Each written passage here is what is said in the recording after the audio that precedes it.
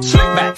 No, no, slick back. That's what I said. Slick back. No, nigga, I'm a pimp named Slick Back. Pimp named Slick Back. Pimp named Slick back. Nigga, are you deaf? I'm a pimp named Slick. Halo semuanya, sebentar lagi warga negara Indonesia akan mengadakan pemilu serentak pada tanggal 14 Februari tahun 2024. Pemilu atau singkatan dari pemilihan umum adalah proses demokratis untuk memilih wakil rakyat atau pejabat pemerintahan secara langsung oleh warga negara suatu negara. Tujuan utama dari pemilu yaitu memberikan kesempatan kepada warga negara untuk menyampaikan suara mereka dan memilih para pemimpin yang akan mewakili mereka di pemerintahan. Jadi buat kalian yang baru mau nyoblos, video ini bakalan ngebahas tentang syarat dan tata cara dari pencoblosan. So, pantengin terus videonya ya. Pemilih adalah warga negara Indonesia yang sudah genap berumur 17 tahun atau lebih, sudah kawin atau sudah pernah kawin. Namun, syarat untuk menjadi pemilih, PKPU telah mengaturnya di dalam PKPU nomor 7 tahun 2022.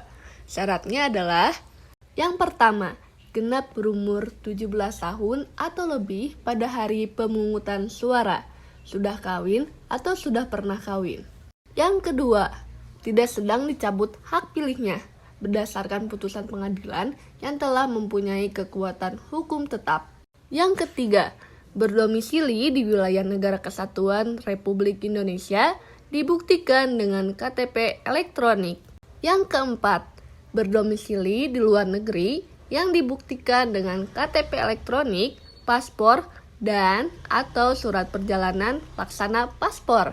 Yang kelima, dalam hal pemilih belum mempunyai KTP elektronik sebagaimana dimaksud tadi dalam poin 3 dan 4, dapat menggunakan kartu keluarga.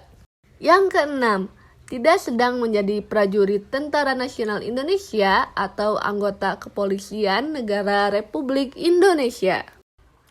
Tahukah kamu, untuk pertama kalinya Indonesia menggelar pemilihan presiden dan pemilihan anggota legislatif secara serentak. Untuk Pilpres dan Pileg digelar serentak pada tanggal 14 Februari tahun 2024 dan Pilkada pada tanggal 27 November tahun 2024. Pemilu tahun 2024 ini banyak didominasi oleh siswa 17 tahun yang masih duduk di bangku sekolah menengah atas. Informasi tersebut disampaikan oleh anggota KPU RI yaitu Idewa Kadewiar Saraka Sandi saat webinar bertema peranan pemilih pemula dalam menyongsong pemilu dan pemilihan serentak tahun 2024 yang lebih baik dan berintegritas.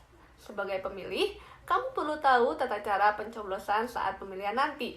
Namun, sebelum mencoblos surat suara tersebut, pastikan terlebih dahulu nama kamu sudah masuk dalam daftar pemilih tetap atau DPT. Serta pastikan telah mendapat formulir C6 KWK atau formulir yang berisi surat pemberitahuan waktu dan tempat pemungutan suara. Nantinya, saat hari pemungutan suara, ada tata cara yang harus dilakukan dengan benar dalam mencoblos di TPS. Ini dia prosedurnya. Pertama, datang ke TPS tempat nama terdaftar. Pemilih yang sudah terdaftar dan memenuhi syarat pemilih pemilu 2024 bisa datang ke TPS di mana namanya sudah terdaftar. Kedua, menunjukkan formulir dan EKTP ke panitia KPPS. Selanjutnya, pemilih bisa menunjukkan formulir model C6 untuk diperiksa oleh panitia KPPS di TPS. Panitia akan mencocokkannya dengan kategori daftar pemilih dalam pemilu. Ketiga, menulis nama pemilih di daftar hadir. Pemilih bisa mengisi daftar hadir yang berisi nomor urut kedatangan, nomor urut pemilih di daftar pemilih dan jenis kelamin. Keempat, menunggu antrian hingga dipanggil. Apabila petugas KPPS di TPS menulis nomor urut kehadiran pada formulir model C6 dan memberikan pengarahan informasi, maka pemilih bisa duduk di tempat yang sudah disediakan. Tunggu hingga dipanggil. Kelima, menerima surat suara yang sudah ditandatangan oleh Ketua KPPS. Petugas KPPS akan memberikan formulir model C6 untuk Ketua KPPS secara berkala. Kemudian, pemilih akan menerima surat suara yang diisi nama kecamatan, nama desa atau kelurahan, dan nomor TPS yang sudah ditandatangan oleh Ketua KPPS. Keenam, masuk ke bilik suara. Selanjutnya, pemilih akan dipanggil dan diarahkan oleh anggota KPPS untuk masuk ke bilik suara kosong. Di sana, Anda bisa memberikan suara. Ketujuh, pencoblosan surat suara. Pemilih mencoblos pada surat suara dengan ketentuan 1. Mencoblos 1 kali pada nomor, nama, foto pasangan calon, atau tanda gambar partai politik pengusul dalam 1 kotak pada surat suara untuk pemilu presiden dan wakil presiden.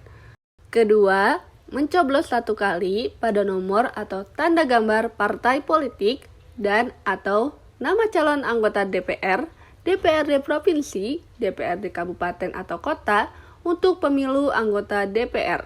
Ketiga, mencoblos 1 kali pada nomor, nama, atau foto calon untuk pemilu anggota DPD.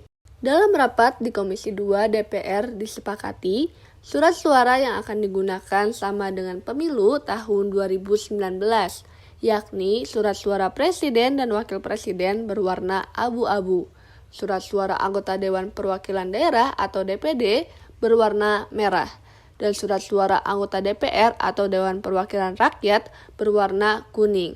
Kemudian, surat suara anggota Dewan Perwakilan Rakyat Daerah atau DPRD Provinsi berwarna biru, serta surat suara anggota DPRD Kabupaten atau Kota berwarna hijau. Kedelapan, lipat surat suara lalu masukkan ke kotak suara. Surat suara yang sudah dilipat bisa dimasukkan ke kotak suara. Nantinya, KPU akan mengatur agar kotak suara ditempatkan dekat pintu keluar TPS. Pastikan surat suara yang dimasukkan sesuai dengan kotak suara yang tepat. Kesembilan, memasukkan salah satu jari tangan ke tinta. Tata cara mencoblos di TPS berikutnya yaitu memasukkan salah satu jari tangan ke dalam botol tinta. Pastikan bekas tinta sudah membasahi kuku jari tersebut. Apabila sudah, proses teknis pemungutan suara pun selesai. Itu dia syarat dan tata cara untuk pencoblosan nanti. Jangan sampai salah dan tidak memilih ya. Gunakan 5 menit Anda untuk 5 tahun.